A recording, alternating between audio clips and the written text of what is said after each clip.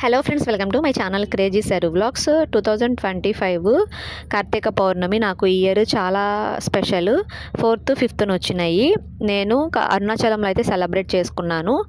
అరుణాచలంలో morning 4th morning దర్శనం అయితే కంప్లీట్ అయిపోయింది.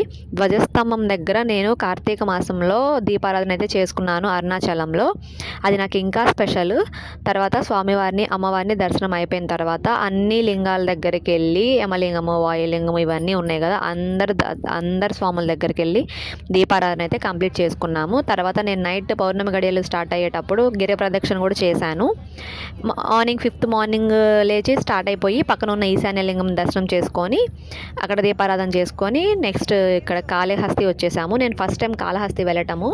ఇక్కడ దర్శనం అయితే అసలు చాలా బాగా జరిగింది. అమ్మవారి వడ్డానం చూశాను, స్వామివారిని అయితే చాలా బాగా చూశాను. వీడియో నచ్చితే లైక్ చేయండి. Thank you for watching.